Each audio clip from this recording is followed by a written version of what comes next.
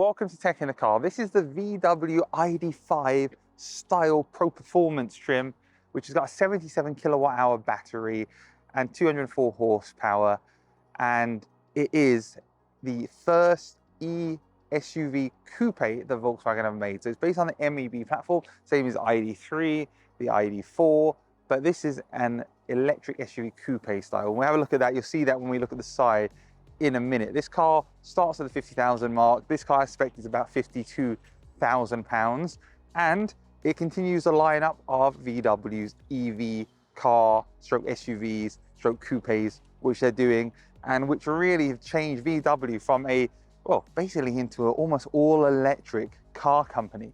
There are so many EVs now that VW do, and more being added all the time, that if you go onto the VW's website, you're basically looking at and being shown electric cars pretty much all the time. It's a really big shift, and it's only if you go look that you'll notice it. Let's talk a bit about the design of this car. So just like the ID.3 we've got, and the ID.4, and even the ID Buzz, we have the same kind of design. We've got kind of a big flat VW logo. We've got our LED lights, which have a sort of an eyeball effect down the side. And you can just see the familial traits which are shown across these cars. You've got some air vents down at the bottom here, but other than that, it's a very compact yet assertive kind of look, I think, at the front of the car, which I think looks good. I'm not sure I'd go for this grey colour myself. I'd probably like something a bit brighter, but these cars definitely are noticed on the road when you see them. From the side here, you can definitely see that coupe design, which comes to the back here and then has a spoiler, just like on the Porsche Cayenne GT Turbo, which I have a video on, are very, very reminiscent of that car. And you can see, even though it's got the coupe-esque look, it's not actually a small car. It's quite a large car. So you're not compromising for headspace. You'll see in a minute when I get in there. In terms of wheel design, really nice alloy wheels down here, cool designs. VW have been making very consistently similar wheel designs for their EVs, and they look good, and they're definitely doing the job that you would want. At the back of the ID.5, we've got that same familial light bar, which is see-through, which looks really good, just like on the ID.3, the 4, and on the ID Buzz. And then we open it up down here, so you can see how much space there is back here, and we have 549 litres of space in the back of the ID.5. Tons of space here. We've got things to attach bags to, we've got hooks, we've got netting, so not lacking for space. You can of course put the back seats down, and you can also do the pass-through there, so you can put something longer through. So not lacking for space, despite being a coupe-esque SUV. It definitely knows that it's practical as well as good looking. Here in the back, there is a ton of room. I'm 1.78 m. I've got this much space for the driver's position.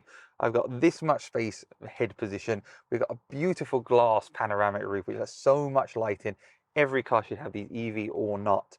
And it's a very comfortable place to sit. There's 2 USB Type-Cs down there, so you can charge your devices. And you have pass-through here as well, so you can put through stuff like that.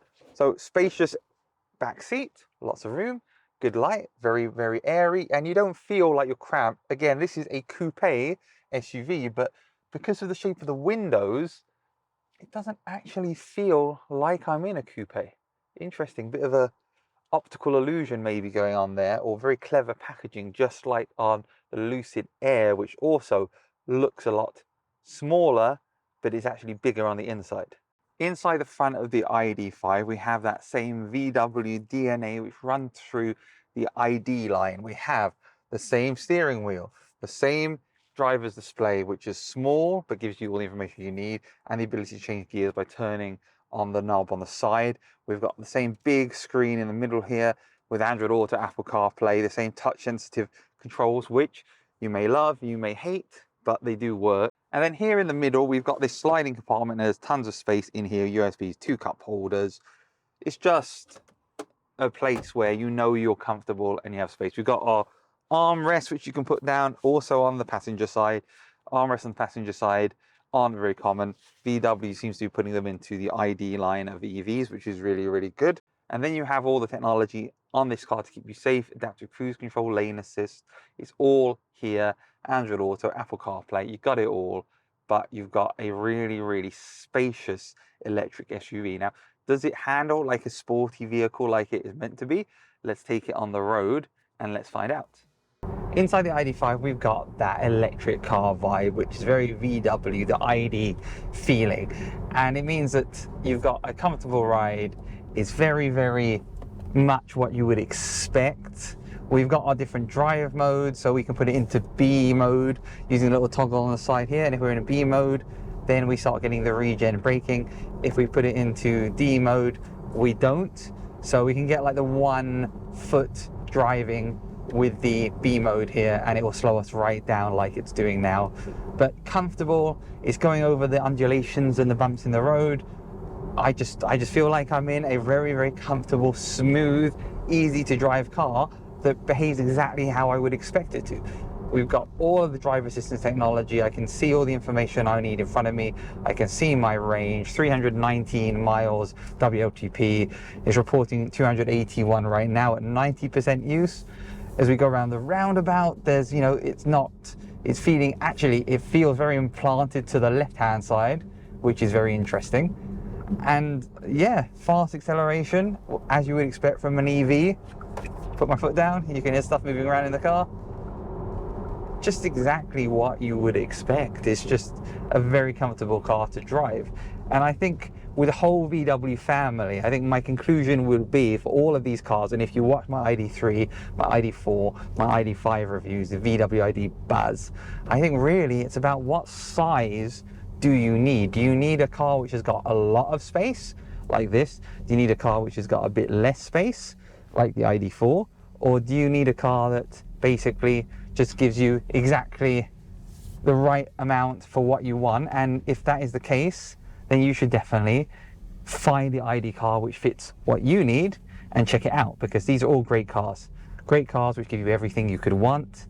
It's just a question of deciding what size you want. What do I think of the ID.5? Well, I think you get a lot of car for your money. £50,000 for this car. It's a large coupe SUV. It's pretty much on par with the competitors, and it's got all the latest technology, and it's got good looks. Please do let me know, would you buy one of these, or would you be more interested in the ID4, or maybe even an ID Buzz? Check out my reviews for those here and here, and don't forget to give me a like and subscribe for more on Tech in the Car. Thank you very much.